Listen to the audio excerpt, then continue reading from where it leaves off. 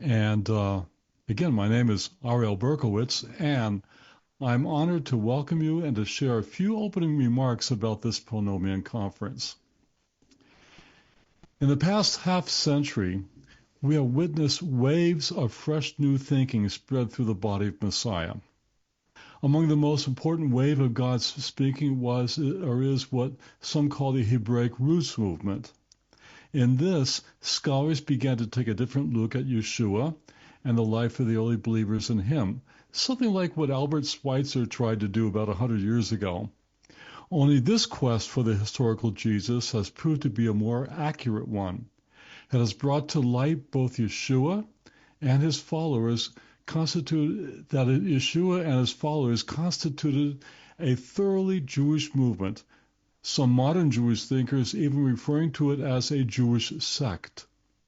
Now, this thinking was propagated in the scholarly world, even in Hebrew University, by such thinkers as David Flusser, Shmuel Safrai, and more recently in the United States by Daniel Boyarin and others.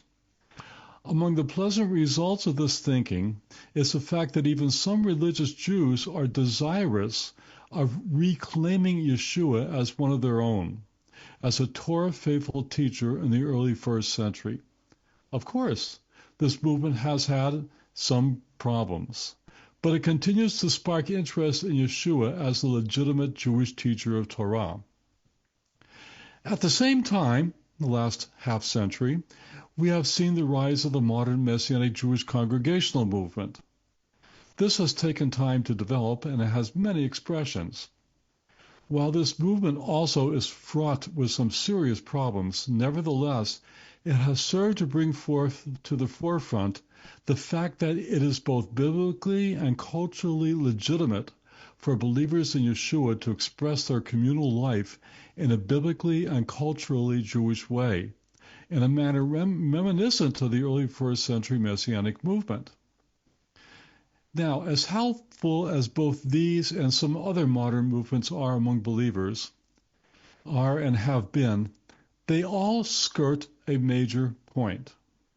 They focus on legitimate concepts, yet for the most part they have not addressed something that's even more fundamental, the very foundation and basis for all that we believe. For centuries, believers have insisted that their faith is based on scriptures, and rightly so. However, they have somehow left out the very foundation of those scriptures, specifically the 5 books of Moses. We have been like students of architecture, learning how to design and build beautiful edifices, yet, at best, never having a course on foundations, and at worst, thinking that foundations are not necessary. By rejecting the legitimacy and authority of the 5 books of Moses for much of the past 1800 years, the body of Messiah has done just that. Is it any wonder that as we sit today at this conference, there are more than 45,000 denominations globally? That's not an exaggeration. So, this brings us to tonight, and this new movement, which some insist is not really a movement. As you know, embedded in the word pronomian is the Greek term nomos, sometimes erroneously rendered as law, especially when it is used to refer to the scriptures.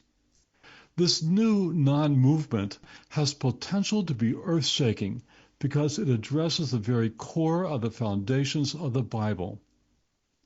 This movement is about rediscovering that we have one Bible, not 2, and this unified Word of God does not begin with the Gospel of Matthew. It is from Genesis to Revelation. Friends, if we are careful in our scholarship, loving in how we treat our detractors, and vigilant to live God's beautiful and authoritative instructions in the first 5 books, we have the potential to help countless believers in Yeshua to have the joy of rediscovering God's precious Torah. That is, rediscovering the sacred foundations for the entire Bible and our faith in Yeshua. So, as we can see, this is no small endeavor we are attempting to do. Today's conference is just a part of the beginning, and may there be more. Those are my opening remarks.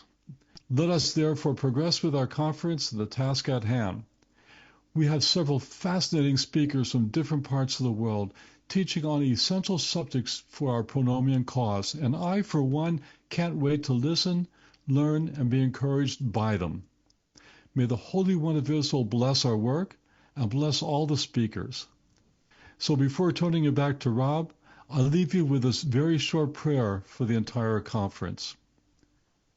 Adonai, gal einenu, ve'abita niflaot mitortecha.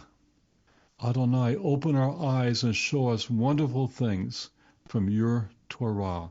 Psalm 119, verse 18. Let's have fun and let's learn together.